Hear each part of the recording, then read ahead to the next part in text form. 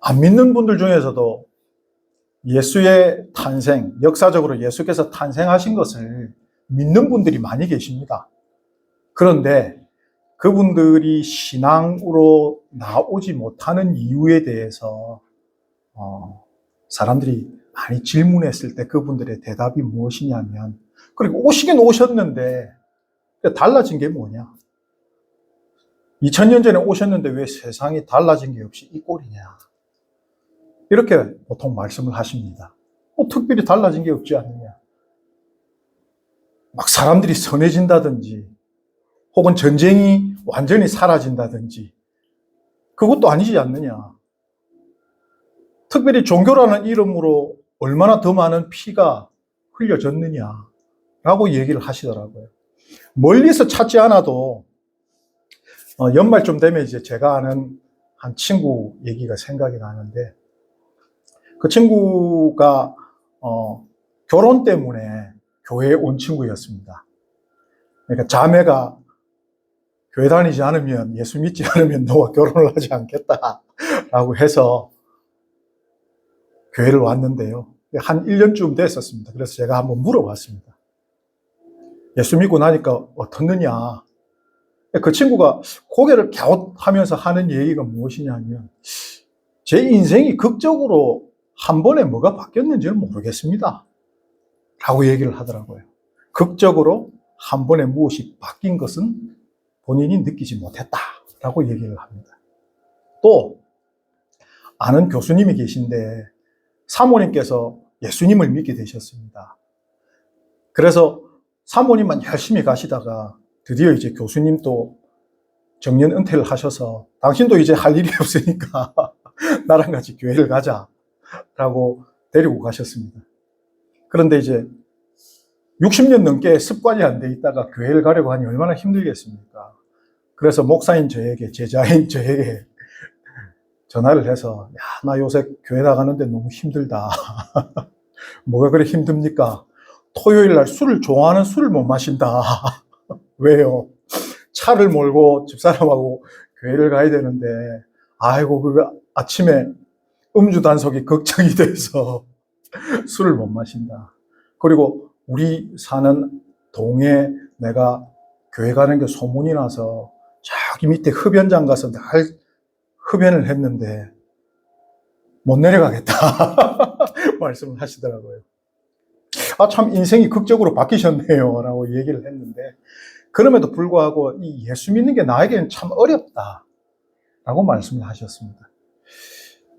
오늘 예수 탄생의 본문을 저희들이 읽으면서 믿음과 신앙의 삶에서 실제로 일어나는 일과 그 이면에 숨겨져 있는 하나님의 주권적인 섭리, 이끌어 가심이 무엇인가에 대해서, 실제로 우리 눈에 보이는 일어나는 일들은 어떤 일들이고, 그러나 그 속에 숨어 있는 하나님께서 인도하시는 일이 무엇인지를 저희가 알아봄을 통해서 정말 예수님께서 이 땅에 오셔서 일어난 일이 무엇인지를, 이루어지는 일이 무엇인지를 저희가 한번 묵상해 보고자 합니다. 오늘 말씀 15절로 시작을 하면요, 15절을 보면 헤롯이 죽기까지 거기 있었으니 이는 주께서 선지자를 통하여 말씀하신 바 애굽으로부터 내 아들을 불렀다 함을 이루려 하심이라 라고 되어 있습니다. 뭔가를 지금 이루려 하시는데요, 애굽으로부터 내 아들을 불렀다 함을 이루려 하심이라. 이게 호세아 11장 1절에 있는 말씀입니다. 이스라엘을 애굽에서 구원해 내신 하나님, 그걸 이렇게 기술한 내용인데요. 근데 내용을 보면은 지금 예수 그리스도를 다시 애굽에서 이스라엘로 데리고 오신다. 그렇죠. 우리가 읽기로 이렇게 이해를 할 수가 있는데요. 예, 그게 일어난 일이지만, 이루어진 일이지만, 사실 실제로 일어난 일, 실제로 그 부모에게 일어난 일을 생각해 보면 굉장한 괴로움과 피곤함입니다. 잘 살고 있거든요. 그런데 나타나가지고 일단 애굽에서 데리고 오신다 하셨으니까 애굽으로 가야 되지 않습니까? 얼마나 피곤할까요? 애 놓은 지 얼마 안 된 아내와 그 아기를 데리고 애굽으로 내려간 겁니다. 또 애굽에서 살아야 되죠. 뭐 현대 사회처럼 돈이 많아서 가서 뭐 돈만 있으면 사는 사회가 아닌데 물물교환의 시대고, 그리고 화폐가 있긴 하지만 또 말도 잘 통하지 않는 외국에 가서 살아야 하는 것이거든요. 얼마나 힘들겠습니까?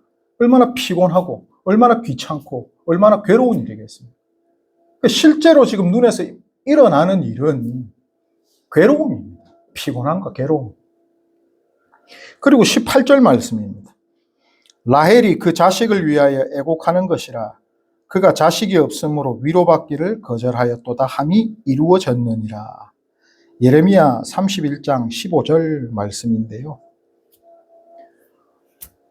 라헬이 자식이 없어서 애곡하는 이 시점이 있습니다. 언니도 자기의 몸종도 언니의 몸종도 애들 다 놓거든요. 자기만 지금 애가 없습니다. 아주 괴롭죠. 고대 사회에서 여성이 아이를 생산하지 못하고 있다는 것은 거의 죽음과 같은 수치를 당하고 있는 일입니다. 그래서 늘 애곡하는 것이죠. 참 어려운 내용입니다. 주석을 읽지 않는 한 이게 어떤 내용이냐라고 했을 때 참 어려운 내용이지만, 애굽이 아니고 야곱이 라헬을 묻은 곳이 길가에 묻었다라고 되어 있습니다. 그런데 그 길가가 어떤 길가냐라고 하면 후에 야곱의 후예들이 나라가 망해서 포로로 잡혀가는 그 길가에 묻었다라고 되어 있죠. 그래서 라헬이 자기의 자식이 그때 없어서 울었다라는 내용도 되지만, 자신의 후손들이 나중에 잡혀가면서 그 슬픔 가운데 있는 길, 이제 이스라엘의 대가 끊어졌구나, 이스라엘 나라가 끊어졌구나 라는 것을 슬퍼해서 우는 내용이 여기 담겨 있습니다. 예언된 내용이죠. 그러나 실제로 일어난 일이 무엇이냐 하면 베들레헴과 그 지경 내에 있는 2살 내 어린 사내들이 다 죽는 겁니다. 실제로 일어난 일이 뭐냐? 슬픔입니다. 괴로움을 넘어선 죽음과 슬픔이 일어났죠. 그리고 23절입니다. 나사렛이란 동네에 가서 사니 이는 선지자로 하신 말씀에 나사렛 사람이라 칭하리라 하심을 이루려 함이러라. 관주를 보니까 이사야 11장 1절 말씀이더라고요.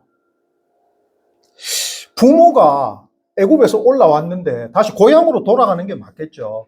거기에 자신의 터전이 있고, 그래도 시족 사회에서 자신의 형제 자매들이 있으니까요. 그런데 어디로 가냐면 베들레헴으로 가지 못하고 한참 북쪽에 있는 나사렛으로 올라갑니다. 히브리인들의 생각에서 하나님은 예루살렘 성전에 거하시거든요. 성전에 거하시면 예루살렘에 가까울수록 하나님과 가깝다라는 사고를 가지고 있습니다. 예루살렘에서 남쪽으로 10km만 내려오면 베들레헴이거든요. 그러면 본래 가야 될 곳이 베들레헴이면 아주 예루살렘하고 가까운 곳입니다. 내가 하나님하고 가까이 사니까, 우리 집이 교회 근처니까 아주 왔다 갔다 하기도 수월하고 내가 가까이 살기 때문에 마음의 평안함도 더 있겠죠. 그런데 나사렛으로 올라갔습니다. 특히 이곳을 갈릴리 남부라고 부르는데 많은 대상들이, 외국인 대상들이 살던 곳이고, 그리고 무역을 하던 그 통로에 있습니다. 그러다 보니까 이방인들이 많이 오는 곳이죠. 또 히브리인들의 생각으로는 예루살렘에서 멀리 떨어진 곳이니까 어두운 곳이다라는 곳입니다. 그곳에 지금 두려워서 가서 사는 겁니다. 헤롯이 죽었지만 그 아들이 다스리는 곳에 가서 살기보다는 두려워서 나사렛 가서 사는 것이죠. 그러니까 실제로 일어난 일이 무엇이냐라고 하면 괴로움과 슬픔과 죽음과, 여기선 피곤함과 유혹입니다. 왜? 아무래도 유혹이 많죠. 어두운 지역이니까. 그러니까 실제로 지금 예수께서 탄생하신 그 시점에 눈에 보여지고 일어난 일들은 아주 부정적인 일이고 피곤한 일이고 괴로운 일이고 죽음과 슬픔이 있는 일이라는 것입니다. 그런데 그 사건의 이면에 이루어지고 있는 일들이 무엇인가를 우리가 한번 보자는 겁니다. 13절 말씀입니다. 그들이 떠난 후에 주의 사자가 요셉에게 현몽하여 이르되 헤롯이 아기를 찾아 죽이려 하니 일어나 아기와 그의 어머니를 데리고 애굽으로 피하여 내가 내게 이르기까지 거기 있으라 하시니, 피하여 내가 내게 이르기까지. 실제로 일어난 일 안에 들어있는 일은요, 보호입니다. 보호하심. 무엇으로부터? 죽음과 환난으로부터 보호하고 계시다라는 것입니다. 내가 내게 이르기까지 보호해 주시는 것이죠. 마치 아기 예수의 피하심은 그 모세의 어떤 일과 유사하게 느껴집니다. 특별히 이 내용이 마태복음에 나와 있는 것이 지금 동족들에게 예수의 탄생하심에 대해서 이야기하고 있을 때 예수께서 구원자시고 왕이시라는 것을 알려주고 싶은 것입니다. 모든 이스라엘 백성들이 모세를 가장 큰 선지자로 또 자신들을 구원해낸 구원자로 생각하고 있죠. 여기고 있죠. 그거 지금 유사한 것입니다. 그 속에 든 것은 하나님께서 마치 예수님을 모세를 살리시고 보호하시고 인도하신 과정처럼 예수님도 그렇게 보여지는 것이죠. 즉 구원자라는 것을 알려주고 싶으신 것입니다. 그러면서 보호하고 계시고 인도하고 계신 것을 하나님께서 알려주고 계신 것이죠. 지금 죽음과 같이 피할 수 없는 환난에서 보호하신다, 인도하신다라는 것을 하나님께서 보여주고 계신 것이죠. 20절입니다. 일어나 아기와 그의 어머니를 데리고 이스라엘 땅으로 가라. 아기의 목숨을 찾던 자들이 죽었느니라.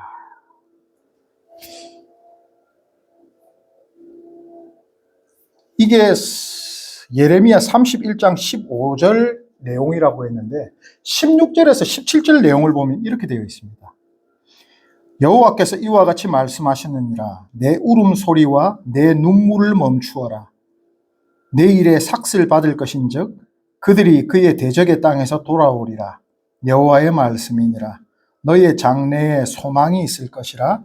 너의 자녀가 자기들의 지경으로 돌아오리라. 여호와의 말씀이니라. 지금 마태가 보여주고 싶은 내용 중에 하나가 무엇이냐면 헤롯의 잔인성을 지금 얘기하고 있는 건 아닌 것 같습니다. 헤롯의 잔인성보다는 지금 라헬이 울면서 기도했다라는 내용이 연결이 되는데 그 라헬을 국모로 여깁니다. 이스라엘 사람들은. 그래서 우리가 큰 일이 있을 때마다 라헬이 이렇게 기도해 준다라고 여기고 있는데 지금 이 기도가 무엇일까라는 것입니다. 이 기도가 무엇일까? 지금 이 시대적 배경이 어떻을까? 수많은 아이들이 죽고 지금 이스라엘 땅에는 슬픔이 있는, 괴로움이 있는 시기고 또 나라를 뺏겨서 막 독립운동을 하는 사람들이 활동하던 그런 시기입니다. 그런 시기에 지금 예수님의 탄생, 그리고 다시 이제는 이스라엘이 안전해졌으니까 돌아가라라는 이 전하시는 말씀이 마치 그 이스라엘 땅에서 기도하는 사람들, 국가를 위해서 기도하는 사람들, 또 라헬이 기도하는 사항들을 하나님께서 듣고 응답하신다라는 의미로 생각을 할 수가 있는 것입니다. 하나님께서 모세를 보내시기 전에 출애굽기에서 3장 7절에서 이렇게 말씀을 하시죠. 여호와께서 이르시되 내가 애굽에 있는 내 백성의 고통을 분명히 보고 그들이 그들의 감독자로 말미암아 부르짖음을 듣고 그 근심을 알고라고 말씀을 하십니다. 그러니까 하나님께서 그 상황을 알고 계신다는 거죠. 그 부르짖음을. 그렇기 때문에 지금 이스라엘 땅에서 일어나고 있는 그 괴로움과 그런 일들이 있지만 기도하고 있는 이들을, 그들의 기도에 대해서 내가 응답한다. 그래서 모세를 보냈듯 내가 그리스도인 예수를 보냈고 다시 너희의 땅으로 인도하고 있다라는 것을 보여주시는 것이죠. 슬픔이 만연하고 괴로움이 만연하겠지만 그 이면에는 하나님께서 기도에 대한 응답으로 지금 응답을 하고 계시다라는 것을 보여주고 계시는 것이지요. 23절입니다. 나사렛이란 동네에 가서 사니 이는 선지자로 하신 말씀에 나사렛 사람이라 칭하리라 하심을 이루려 함이라라. 관주를 보니까 이사야 11장 1절로 되어 있던데, 이사야 11장 1절에는 나사렛이란 동네도 나오지 않고 나사렛이란 단어도 안 나오더라고요. 관주만 보면 참 어려웠습니다. 근데 이걸 보면 아시다시피 히브리 말이 처음에 자음으로만 이루어져 있거든요. 여기서도 눈, 짜딕, 레시 세 글자로 나사렛이란 단어가 되는데, 여기 유사한 단어들이 많습니다. 나시르라는 나시린, 싹이라는 네제르, 지팡이라는 뜻도 될 수가 있고요. 모음을 어떻게 붙이느냐에 따라서 다 달라지는데, 근데 이사야 11장을 보면 이렇게 되어 있습니다. 이새 줄기에서 한 싹이 나며 그 뿌리에서 한 가지가 나서 결실할 것이요 라고 되어 있습니다. 하나님께서 구분한 사람, 이스라엘을 인도하는 지팡이, 이새의 뿌리에서 난 싹, 이것으로 다 이야기가 되는 것이죠. 즉 무엇이냐? 메시아임을 이루기 위해서 예수님을 나사렛으로 인도하셨다. 나사렛일 수도 있지만 말씀드린 하나님이 구분하시고 이스라엘을 인도하시는 지팡이고 이새의 뿌리에서 난 싹이고, 이 단어에 나사렛도 포함이 된다는 것입니다. 그래서 나사렛에서, 그리고 나사렛이 가장 어두운 곳이라고 말씀드렸지 않습니까? 아주 어둡고 유혹이 많은 곳, 그런 곳으로 하나님께서 보내셨다라는 것입니다. 예수님을 그곳에 보내신 것이죠. 자, 이제부터 그러면 실제로 삶에서 일어난 일과 그 이면에 하나님께서 하시는 일들에 대해서 우리가 잠시 묵상을 해봤는데요. 그럼 지금 우리의 삶에서 한번 보자는 것입니다. 각자의 삶들이 있지만 제 삶을 여기에 비춰서 얘기를 한다면, 김해에서 아무 연고도 없는 진영으로 와서 교회를 설립하라는 마음을 하나님께서 감동을 주셔서 하고 있는데요. 실제로 돌아오는 것은 무엇이었느냐라고 하면 말도 안 되는 음해와 괴롭힘,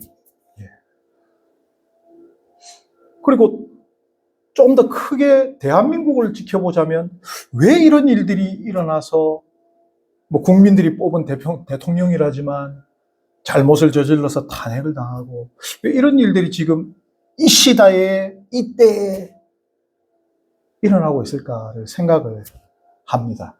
그 속에 들어있는 하나님께서 하시고자 하는 것은 무엇일까? 사람과 배경에 의지하지 말고 오직 하나님만을 더 의지할 수 있는, 한 4개월째 그냥 작은 공동체로 이렇게 있는데 이게 현실이고 이게 지금 보여지고 있는 것 같지만 하나님께서는 기도하고 있는 그 성도들을 보내주실 것, 기도하고 있는 성도들의 응답, 이곳에 세워질 교회지요. 그러면서 아주 혼란스럽고 무속에 빠진 대한민국의 정치판에 하나님께서 올바르지 않은 것들을 깨뜨려 가신다라는 것을 보여주시는 것. 그래서 우리는 지금 눈에 보이는 것과 하나님이 실제 하시는 일들에 대해서 구분할 수도 있어야 되고 깨달을 수도 있어야 하는 것입니다. 단지 예수 그리스도께서 이 땅에 오셔서 우리를 구원해 주시고 그냥 올라가신 것이 아니라 항상 우리와 함께 계심을 통하여 하나님 나라가 이곳에 임하셨고 궁극적으로 하나님 나라를 이곳에 우리를 통하여 세우고자 하심을 우리는 알아야 하는 것입니다. 비록 나의 주변과 내가 속한 공동체가 눈에 보여지는 것들이 부정적이고 아무 일도 일어나는 것 같지도 않고 하지만 하나님께서는 그 속에서 우리 각 개인을 변화시키고 계시고 공동체를 변화시키고 계시며 국가와 열방을 하나님의 나라로 변화시키고 계십니다. 우리는 성탄절을 곧 맞이해서 예수 그리스도의 오심이 이루어진 그 의미를 이렇게 찾아야 할 것입니다. 단지 오신 예수 그리스도가 아니라 함께 계심을 통하여 하나님의 뜻을 지금도 성령으로 우리에게 알려주시고 이루어주시는 그 놀라운 하나님의 섭리를 알고 순종하며 찬양해 나갈 수 있는 저희가 될 수 있기를 예수님의 이름으로 축복합니다. 이제는 주신 말씀을 가지고 성령께서 우리의 영에 새겨주시고 또한 알려주시기를 잠시 기도하겠습니다.